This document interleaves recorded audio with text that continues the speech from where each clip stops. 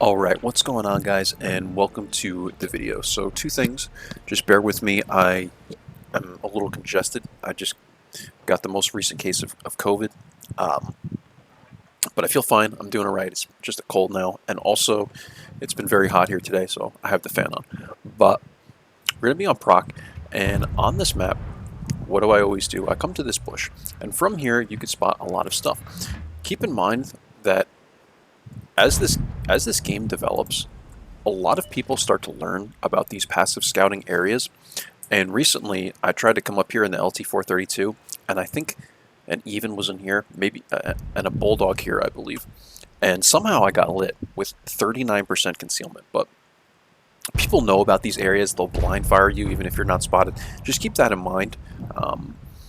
As this game progresses, passive scouting is becoming very, very popular. A couple years ago, I would play the even 90 and people had no idea where I am, and now I sit in places where I don't even think people would commonly blind fire, and I'm getting wrecked by like HE shells and stuff.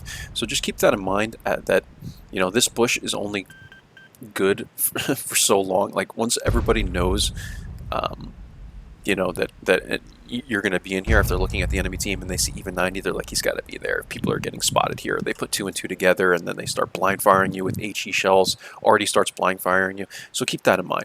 Now, the main reason I wanted to show you this video is because I decided to move from this bush. I wasn't getting much from it. I run food. My crew is absolutely insane on this, right? I run binocs. I run the CVS. So this thing is set up strictly just for scouting. At least I have two setups, right? The other setup is like vents, V-stab, that. But mostly I'm always running this first setup, and that is binocs, optics, and CVS. And I have brother in arms on this crew. I have situational awareness. I have recon. I have everything. So if I'm not spotting anything, that means nobody is going to spot anything there. I decided to come up to this bush, and this is my secondary bush that I like to come to on proc. From the other side, it's a little more difficult. Sometimes I'll try and take this, but like I said, you wouldn't believe like the amount of times I haven't even been lit here, I've been blind fired, or I get lit as soon as I come into these two bushes now, and I die, and like your team tells you to go uninstall and stuff because they don't understand how passive scouting works and stuff like that. This is a very toxic community, the World of Tanks community. I don't know if you guys noticed this, but it's extremely, extremely toxic community. So this is why I try and be in the clan, that supports treating people the right way in this game and all. But in any case, guys, we're in this bush, and from here now you could spot everyone up here if these two aren't working for you.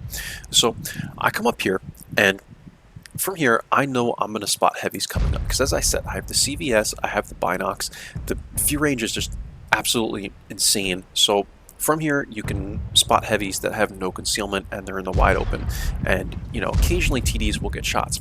We're at 1388 spotting, and this is, in my opinion, not good enough for me, so I'm going to make an active scout run.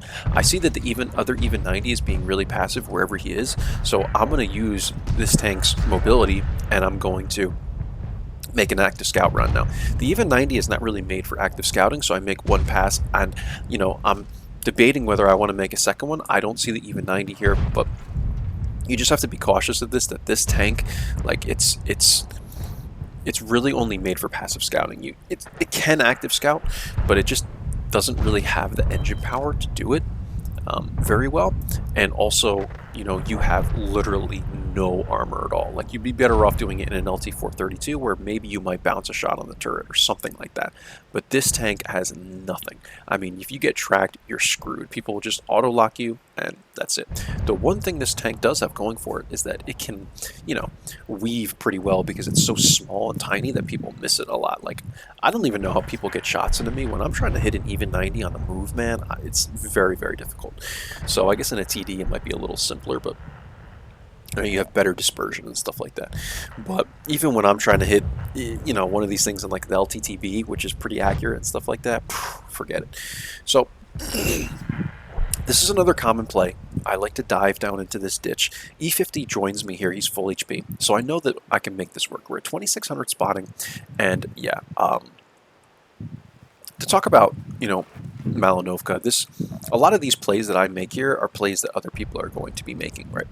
So I'm not, as I was saying before, it doesn't surprise me that people would try and blind fire you here, blind fire you wherever. I expect it, so this is why I kind of poke on the ridge in this way. I did get spotted here, but I'm not very enthusiastic about coming up and trying to sit in this bush anyway. I'd rather just poke up on the ridge, and it's actually the tortoise that lit me here. The Lorraine is coming up, and at this point I know we have this won. You know, we won the hill, and the HP differential is just pretty absurd at this point. Lorraine is in the wide open, and I think I'm going to get shots into this guy.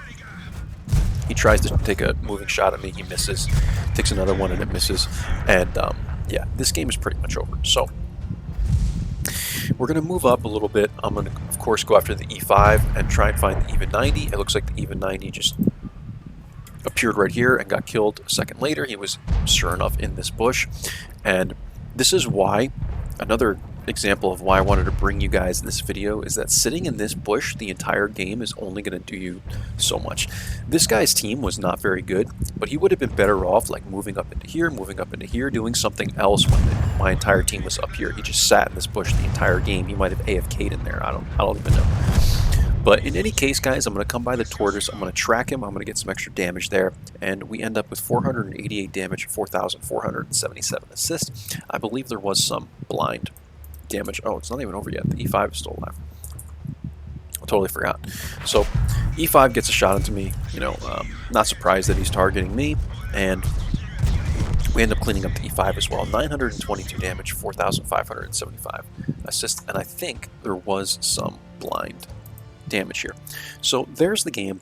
My emphasis on bringing you this video is that you really, sometimes if you're not getting spotting damage, just sitting in a really popular bush, even though that's a really good bush on Malinovka, you need to move around a little bit, right? Sometimes you have to do some active scouting. So sure enough, this was 45, 75, and 922. I don't think there was any blind. I thought there was, but there's not. And yeah, this was a pretty good game, but what I want to show you guys is sometimes you got to be, you know, pretty active in your role as a light tank. You have to be able to look at the map, and you know, you could know certain bushes to go to. You can have the right setup, but if you're not going to apply that setup to the game, then you might as well not even play light tanks. You really have to look at the map and adjust your play to adjust to the situation. That's how light tanks are able to flank people. That's how they're able to get into the right positions, and that's how you have to play as a light tank, even in an even 90, right? So that's my advice to you, and here you go. That's the end of the game, guys. 59k we made, and here's the stats, and I will close with this one. It looks like their teenage had a really good game. Our Conqueror had a very good game, and yeah, that's the video. So hope you guys enjoyed this one. I'll catch you for the next one. Take care. Bye-bye.